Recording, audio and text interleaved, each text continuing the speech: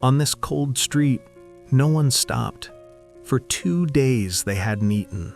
He was too weak to even sit up, but the little cat kept watching every pair of footsteps, still hoping. Everyone walked past, until one little girl saw the cat and turned around, and because she stopped for the cat, he got a warm meal too, a safe seat, a bed to sleep in. Sometimes a small heart with fur saves a human life.